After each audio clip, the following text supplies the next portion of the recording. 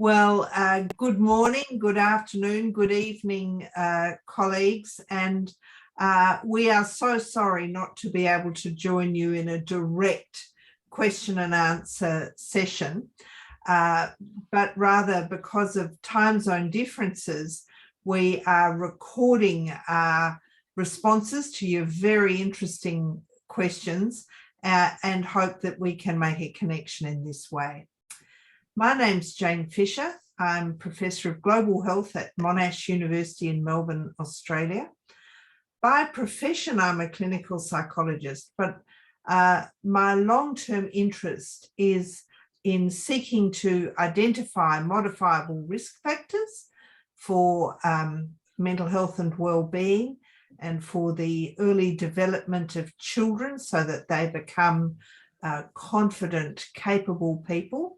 And I'm much more interested in prevention, hence the work that we've been involved with over the past 20 years that we're going to talk to you about today.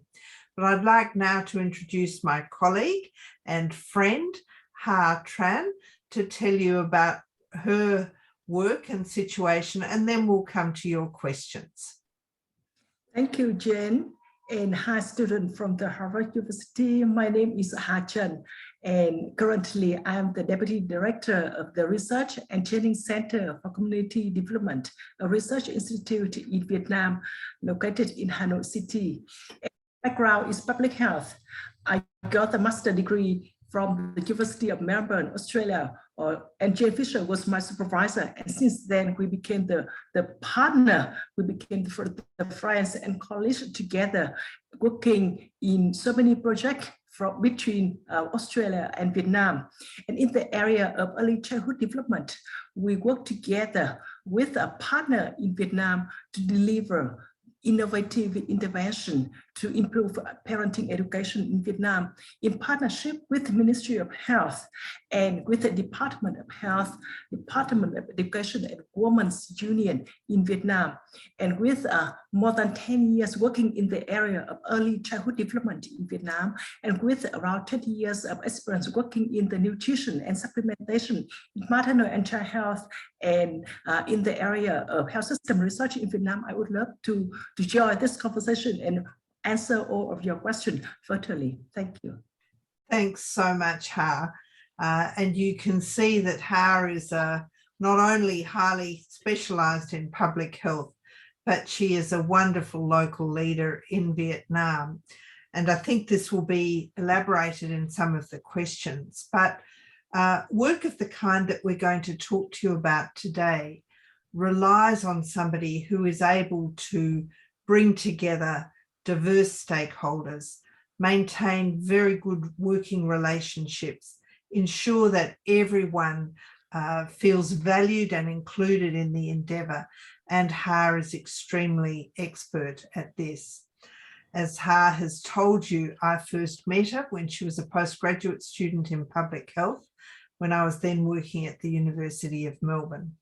Ha leads an organisation where there are experts in other disciplines related to public health, and with the team I have in Melbourne, Australia, and Ha's team in Vietnam, we've worked together on different research projects that have led us to this point. Probably the most important thing we've done, first of all, is to establish through epidemiological studies and through a trial of multiple micronutrients what the risks are to early childhood development in this context. And we know that there are multiple risks and they interact with each other. It's not just a direct linear relationship between one risk and the early development of a young child in this context. So the 8 risks that we have identified as relevant in this area are, first of all, the risks of nutritional status, which means both lack of macronutrition, sufficient food, as well as micronutrient supplements, in particular iron and iodine. Ha, I might ask you, as you're a nutrition expert, to talk a bit more about the other nutrition and growth risks that we identified. Yes. So in Vietnam, in the area of nutrition, we, through various research, we identified that parents in Vietnam face challenges in terms of proper nutrition and complementary feeding to the children after the exclusive breastfeeding after the 6 months of age. You know that Vietnam is the second biggest rice exporting country, but the stunting rate in Vietnam is around 22 to 30% on average for the country in the last 10 years. And in the mountainous area, it is up to 50%.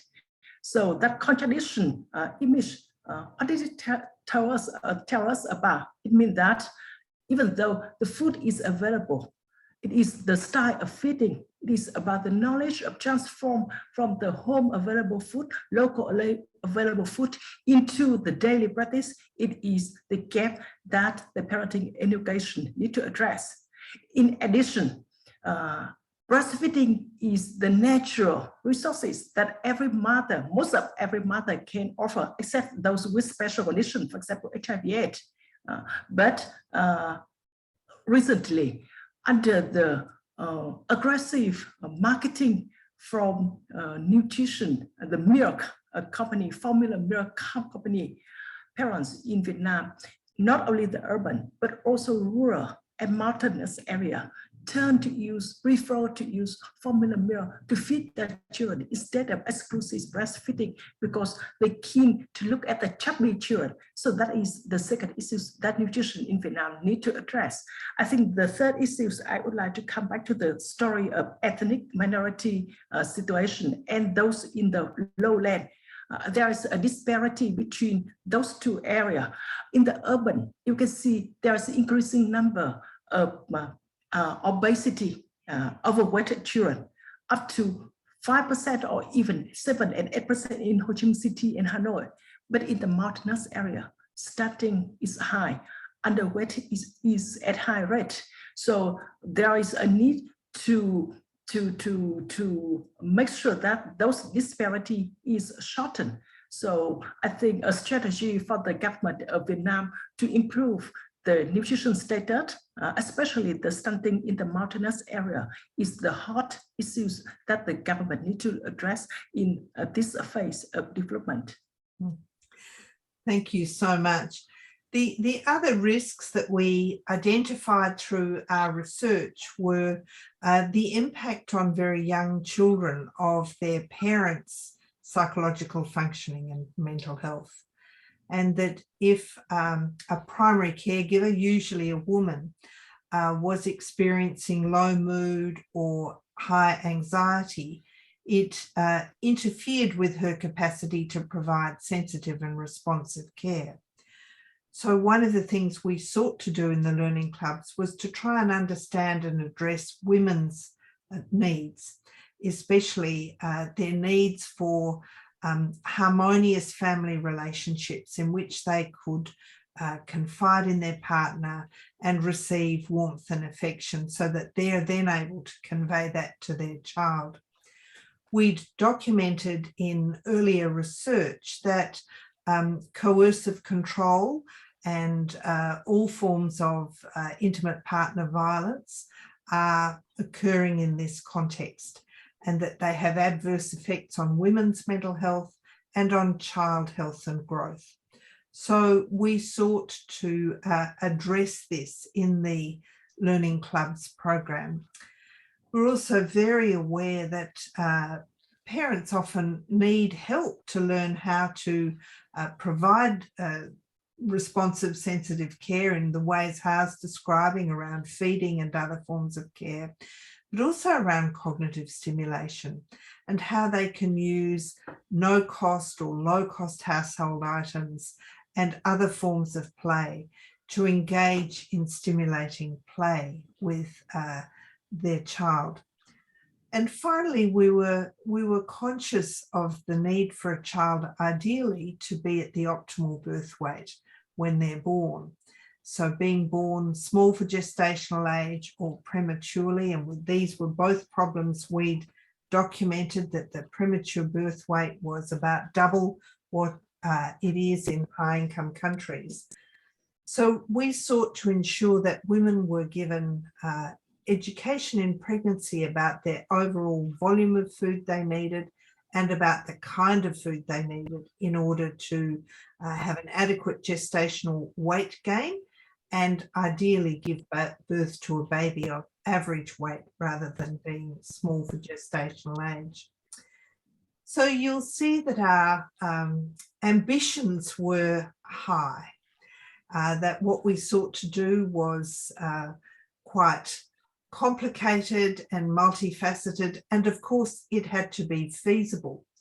So we did some careful pilot evaluation, and I wonder, Har, if you could tell us a little bit about the 2 or 3 main things we learnt from the pilot test before we moved to the full trial of the learning clubs.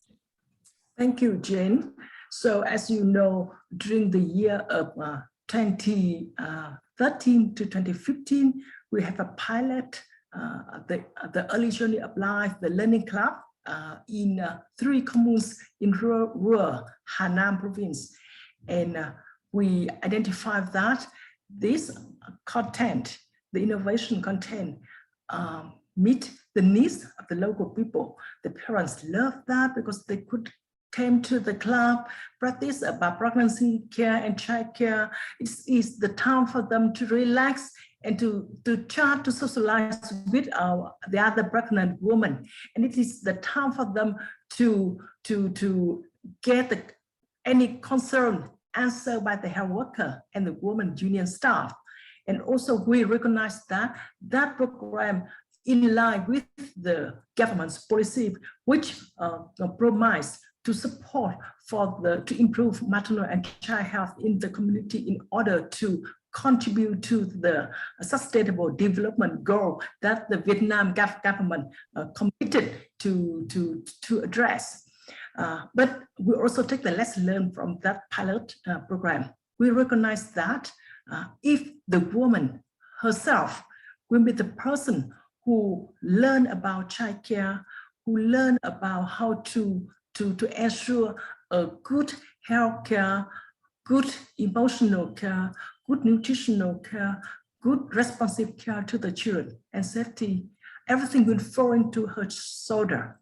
So we recognize that for the next phase, we need to invite father, the husband, and the parents to join so that all the responsibility will be shared between every member family, and so that there can be a harmonized, consistent key message that can be understood by every family member in communication with the child. So that is the lesson 1. The lesson 2, we recognize that at that time, we just invited the woman junior staff as the social worker staff and the health worker staff. 2 of them collaborated very well. But in the section about stimulation, about responsive care, they found it challenging to instruct parents how to use the home-based available material to develop toys for the children, how to interact with the children. So we thought, okay, the second lesson learned, next time we would invite kindergarten teacher who are the communal people who will be the team facilitator to support for that training.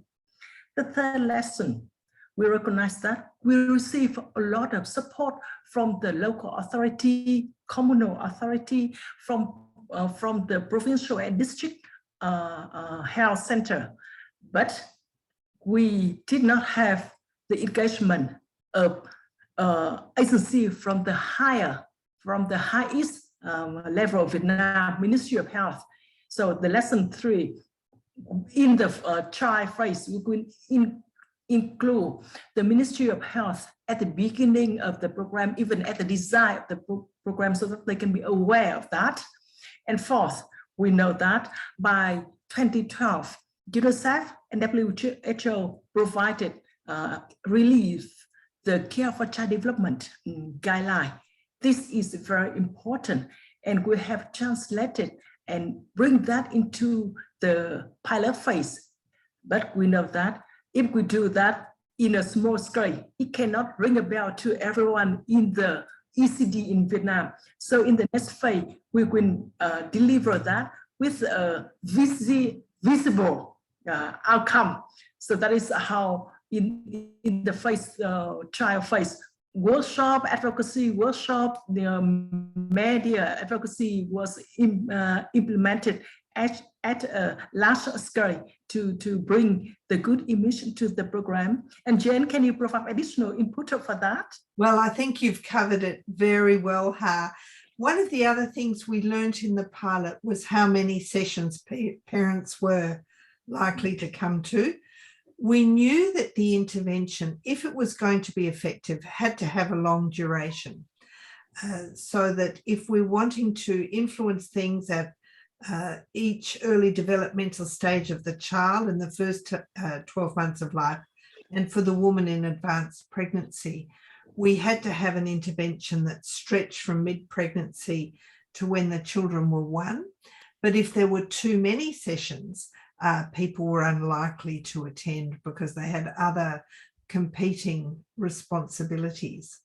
So we reduced the number of meetings from 24 to 19, and then we added 1 home visit, because in the early weeks after birth, it's rare for people to leave the house. They stay in the house with their baby. So we'll try and bring in some more information and illustrative examples as we work through your excellent questions. We'll take them, we'll each try to answer the one we're best suited to answer. But I'll read them out so you know which one we're responding to. So our first question is from a master's student in the Harvard Graduate School of Education. And she's read about her work, but she is herself Vietnamese. And she's interested in conducting research about family determinants and child development. And she wonders what difficulties and challenges we've encountered when conducting research in rural areas and with ethnic minority communities, and how did we overcome these, and how is the best person to answer that question. Thank you, Jane. As you know, around 70% of Vietnamese people are living in the rural and mountainous area, and only 25% of them are in the urban area. So with the disparity of education, life, economic status, as well as different geographic distance, people living in the mountainous area will have different characteristics and conditions that any intervention program that need to address. So what will be the difficulty and challenges that we encounter when conducting the program there? First, I have to say that the language in the ethnic minority, the local dialect is the daily communication, and only young people who have a chance to go to the primary and secondary education who understand and speak Vietnamese. Those who did not come to school, they could not read nor write Vietnamese language. So when we conduct the program there, we need the translator. As you are from US, you come to Vietnam, you need a translator. Like us, when we come to work with them, we need a translator. So all the process of language transformation, it takes time for everything. And language must be in very simple expression. So that is one issue that you need to bear in mind. The second one, it is about the social norm. In the ethnic minority and rural in Vietnam, all about the house call, about the child care, about the even the money income responsibility is falling to the shoulder of the woman. It is common to see a lot of men drinking and sleeping on the sidewalk in the mountainous area.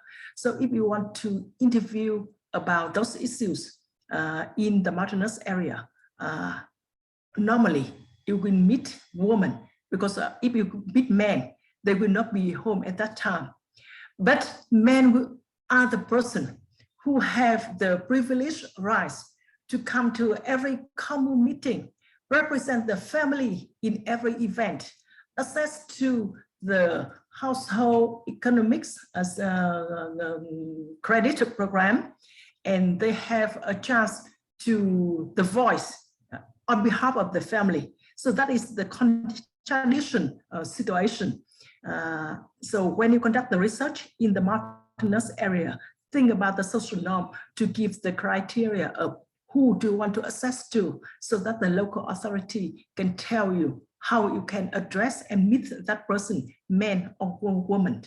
The third one, it is about in the rural area, it is about child caregiver.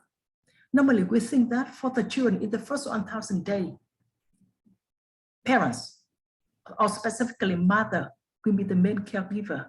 But right now, the maternity leave in Vietnam is allowed for 6 months of age.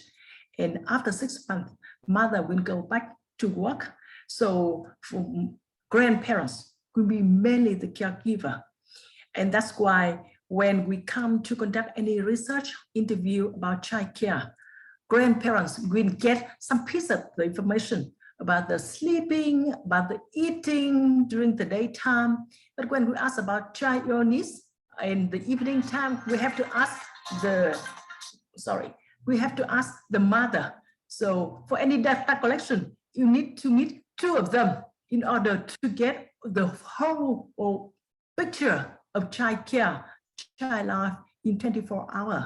So that would be the issues you need to care about. And the fourth, I can see very common in many research, people seems to wanted to get a lot of information in a research, and they put in a lot of questions and ask people section by section. And as you know, Vietnamese people, they don't get used to a long questionnaire.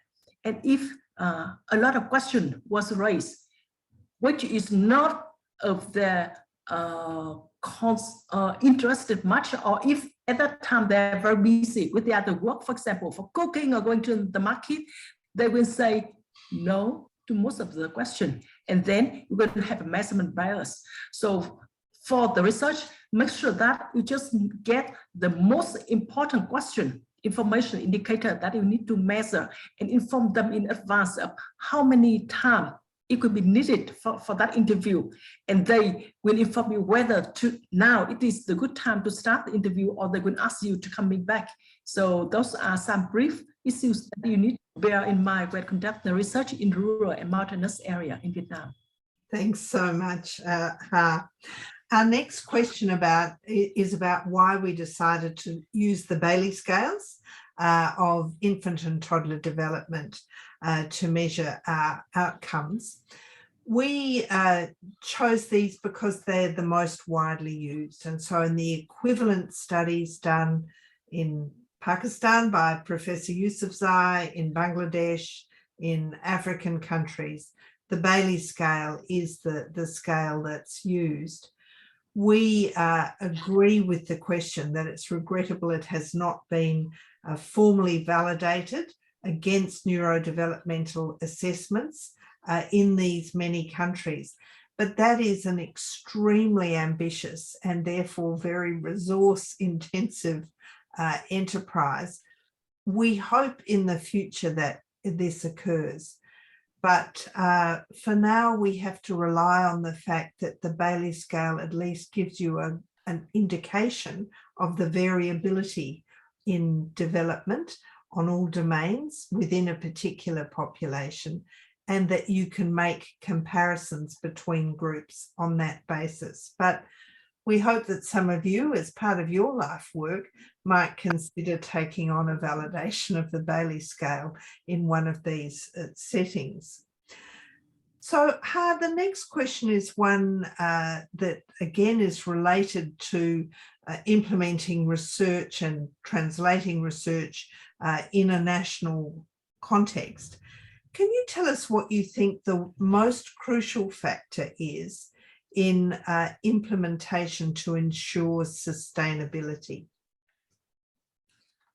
It is challenging to say one crucial factor, but it will be a group, a number of crucial factors that will together support to enable the sustainability of a project implementation. First, any program that needs to sustain must be in line with the government's policy, because when you're in line with the government policy, there will be the financial support from the government's financial basket.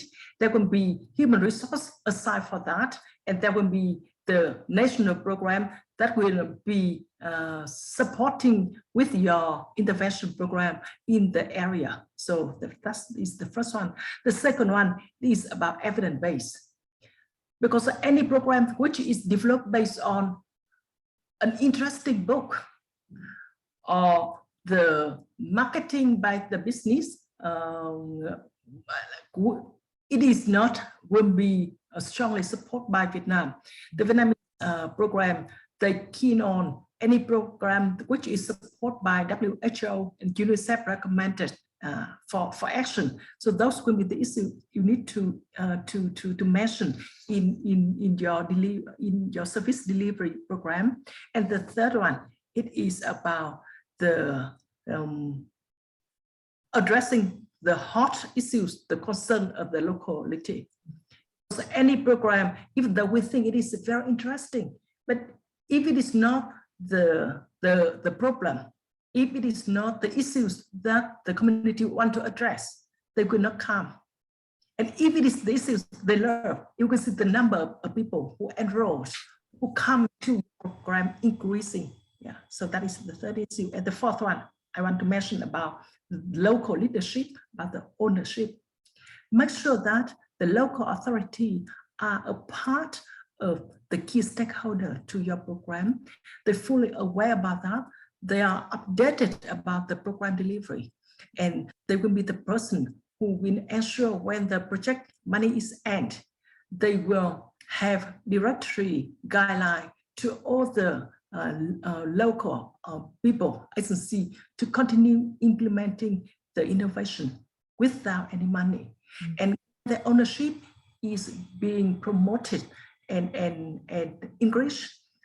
They will sure happily to contribute funding money from the subnational financial capacity to support them for the program to ensure the sustainability. So those are some small issues that we need to bear in mind for the sustainability of a program delivery in Vietnam.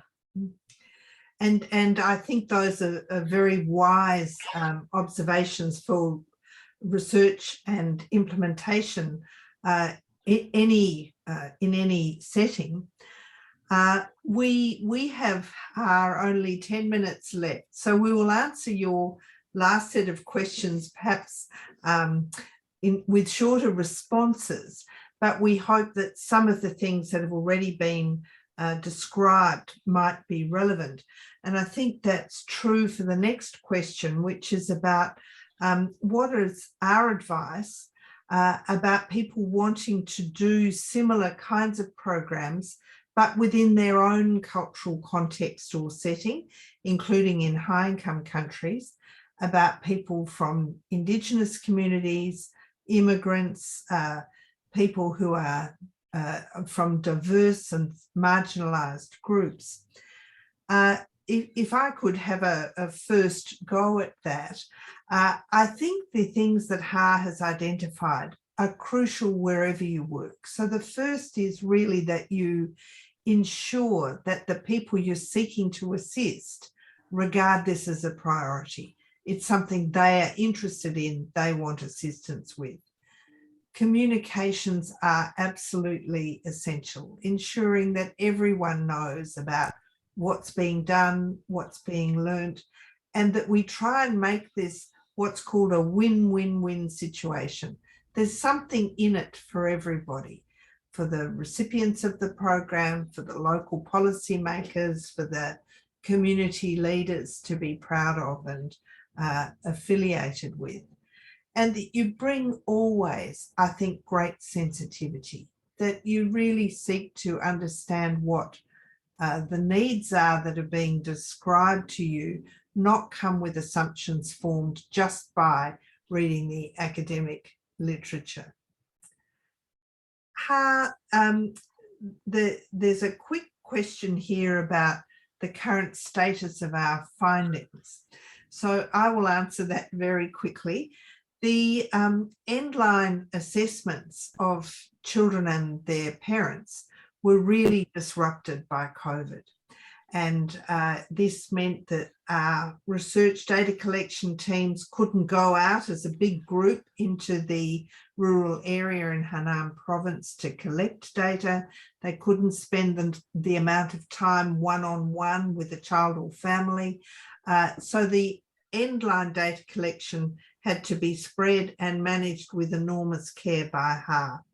But we have completed the trial. We've collected data from a very large proportion of the participants.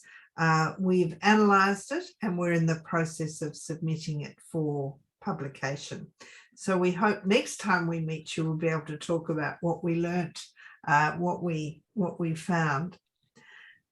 The next question is, given that the early journey of life, the learning clubs, is so multifaceted, how did we ensure that our participants, including probably our facilitators, didn't get overtired? Thank you, Jen. As you know, the program have 19 in-person meetings and 1 home visit. Everyone would say, wow, that is a lot. But how we deliver? Each session was delivered during the pregnancies. It is every 2 weeks, 1 session. And after the child is delivered, it is 3 weeks to 1 month per session. And aside from the in-person meeting, we also develop the poster, the key message in the poster, and deliver that in the Zalo group, similar as your WhatsApp. So that is the way that we promote the behavior change and remind a learner, family of what was delivered, what were practiced, what were discussed during the meeting. And in addition, the program use how do I say, we use the award mechanism. So each family, we will make a competition, a contest where family was encouraged to film a short clip of mother interaction with the child, father interaction with the child, and grandparents interaction with the child, and film that and send to the program. And every month we will select the best 5 video clips and give them the prize. Children's toy, storybook, picture book, or the backpack.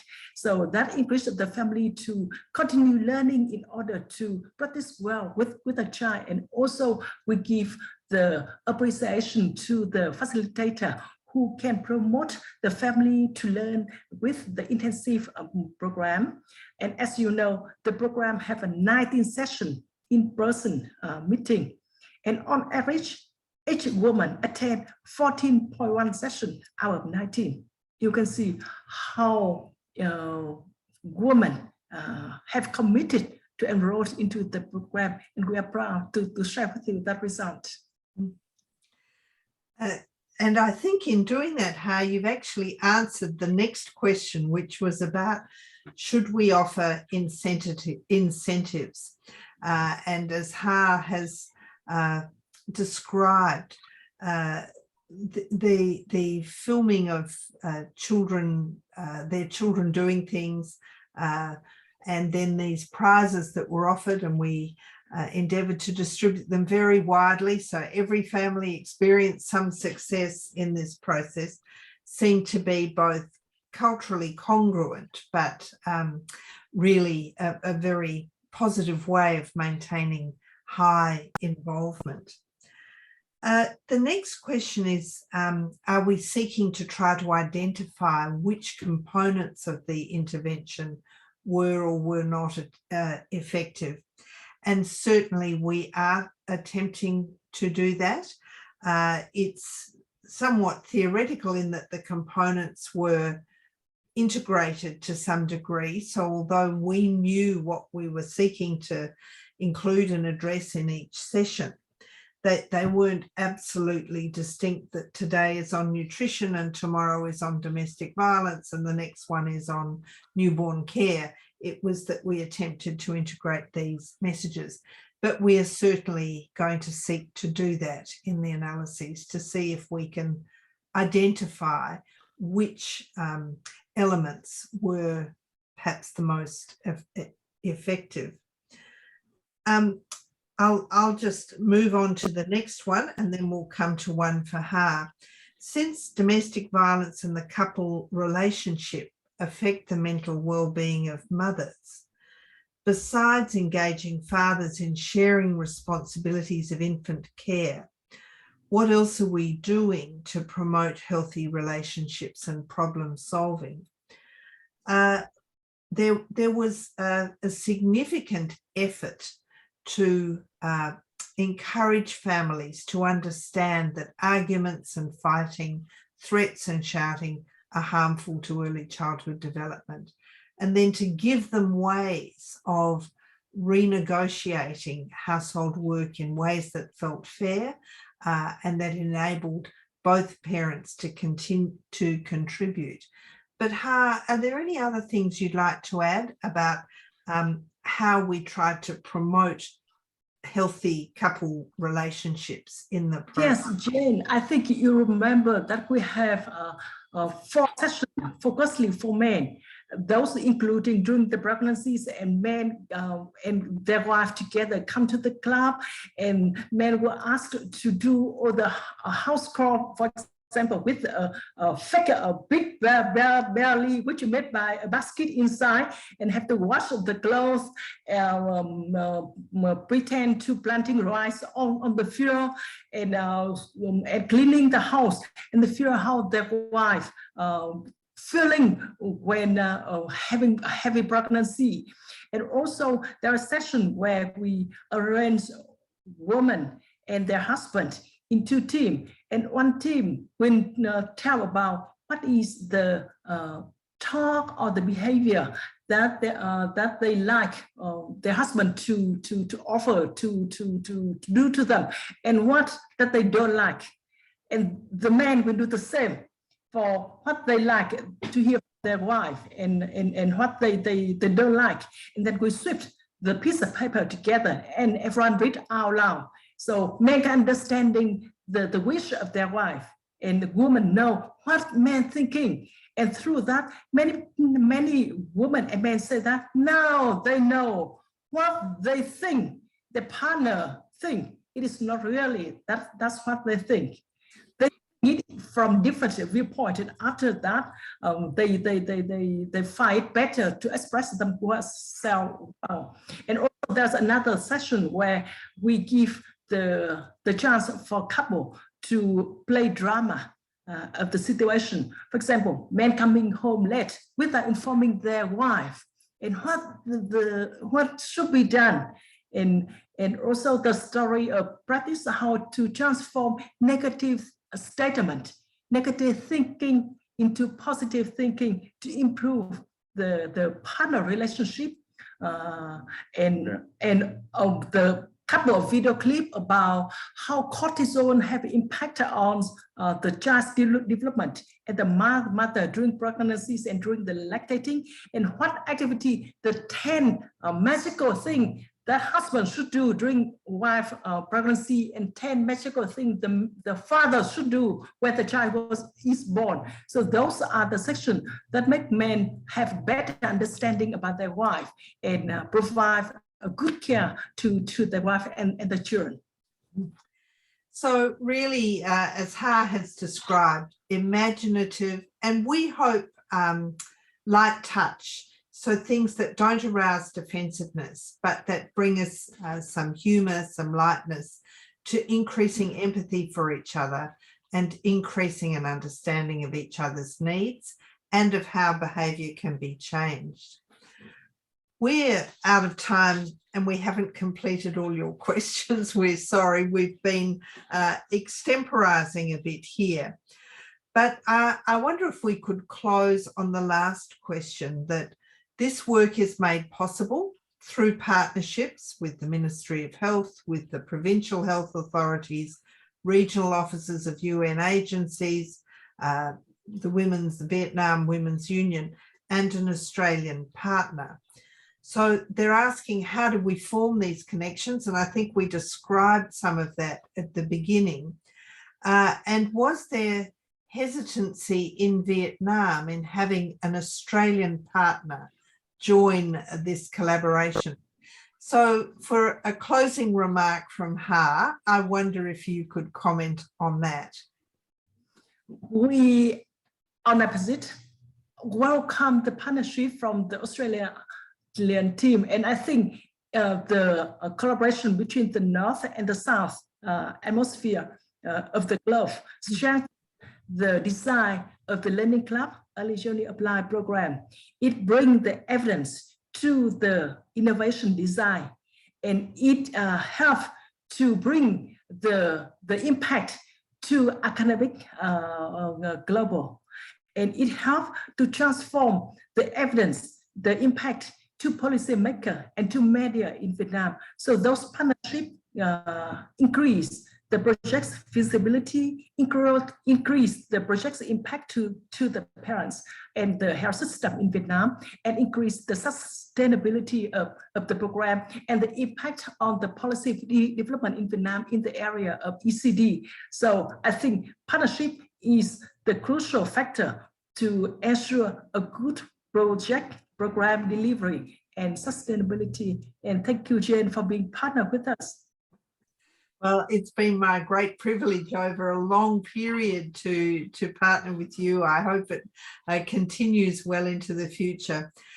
We'll be pleased to answer any other questions you might have, perhaps by email. But again, thank you so much for this opportunity to join you virtually, and we wish you very well with the course that you're doing.